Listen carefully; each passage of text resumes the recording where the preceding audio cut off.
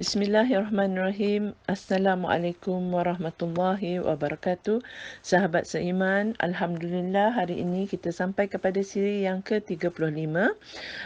Saya kira sangat penting untuk kita berkongsi-kongsi maklumat tentang haramnya syirik dan ia sebenarnya termasuk dosa besar yang paling besar, ya. Sebagaimana Allah berfirman dalam surah An-Nisa ayat yang ke-48, marhumnya Allah berfirman, sesungguhnya Allah tidak akan mengampuni dosa kerana mempersekutukannya dengan syirik, iaitu berlaku syirik, dan dia mengampuni dosa yang selain syirik itu bagi sesiapa yang dia kehendaki. Barang siapa yang mempersekutukan Allah, maka sungguh dia telah berbuat dosa yang besar. Juga firman Allah dalam surah An-Nisa ayat yang ke-116, iaitu Allah tidak akan mengampuni dosa syirik, iaitu kita mempersekutukan Allah dengan sesuatu, dan dia mengampuni dosa selain itu bagi siapa yang dia kehendaki. Dan barang siapa mempersekutukan sesuatu dengan Allah, maka sungguh dia telah tersesat jauh sekali. Juga di dalam surah Al-Ma'idah ayat yang ke-72, yang mana Allah berfirman, sesungguhnya barang siapa mempersekutukan sesuatu dengan Allah, maka sungguh Allah mengharamkan syurga baginya dan tempatnya ialah neraka. Dan tidak ada seorang penolong pun bagi orang-orang yang zalim itu, ya. Jadi banyak sebenarnya ayat-ayat Al-Quran yang lain yang menerangkan tentang haramnya, besarnya dosa orang-orang yang melakukan syirik kepada Allah. Seperti dalam surah Al-Hajj ayat 31, ya, surah Az-Zumar ayat 65, surah Al-Furqan ayat ke-68 dan sebagainya. InsyaAllah jika sahabat seiman membaca Al-Quran dan mencari terjemahan-terjemahannya, insya-Allah kita akan dapat mentadabbur ayat-ayat tersebut dengan baik, ya. Kemudian kita pergi kepada hadis yang mana diriwayatkan oleh Abu Darda radhiyallahu anhu. Ia berkata, kekasihku Rasulullah sallallahu alaihi wasallam telah berpesan kepadaku, janganlah engkau mensekutukan Allah, sekalipun kerana engkau mensekutukan Allah itu engkau akan dicacah atau dibakar. Janganlah meninggalkan solat fardu dengan sengaja.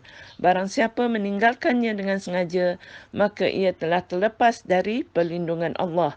Dan janganlah meminum khamar, ya, iaitu arak, ya, kerana khamar adalah ibu segala kejahatan. Hadis ini bertaraf hasan melalui riwayat Muaz bin Jabbar.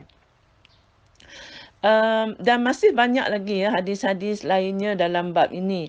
Antaranya hadis daripada Abdullah bin Umar, Abdullah bin Abbas, Anas bin Malik dan sahabat-sahabat lainnya, ya.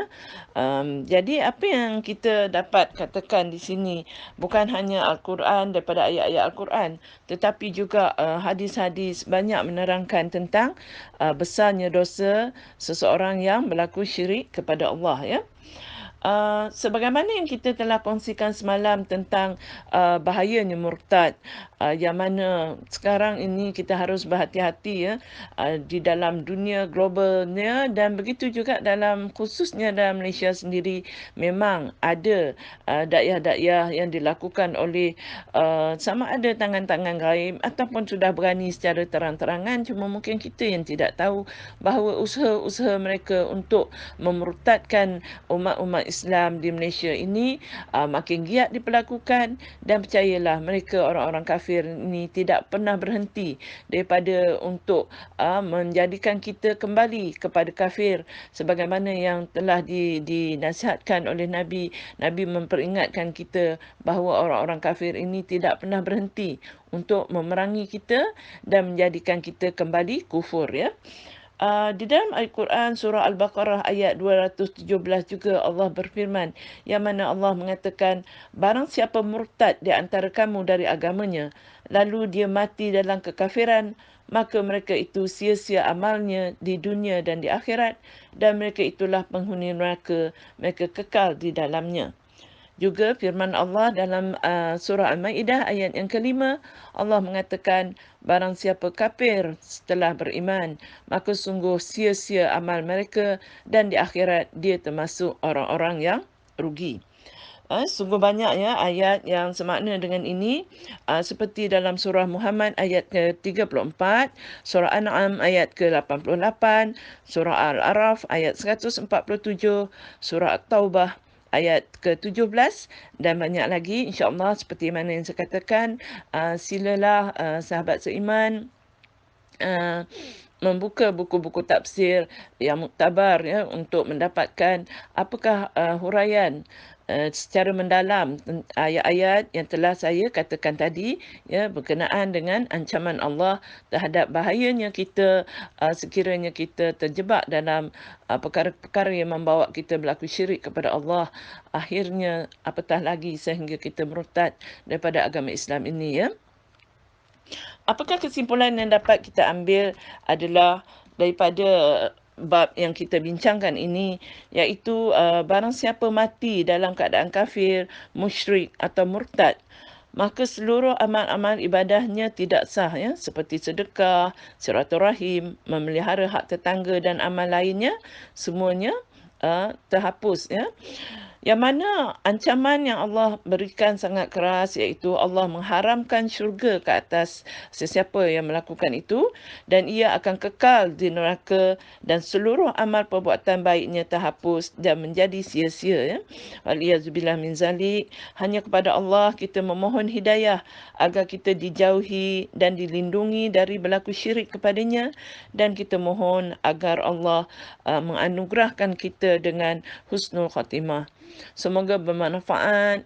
InsyaAllah dalam waktu yang terluang ini, ambillah peluang untuk kita mentadabbur Al-Quran. Semoga kita dapat memahami ayat-ayat yang telah diturunkan Allah kepada kita. Sekian, wabillahi taufiq wa hidayah. Wassalamualaikum warahmatullahi wabarakatuh. Subhanakallahumma wa bihamdika. Asyhadu an la ilaha illa anta. Astaghfiruka wa atubu ilaik.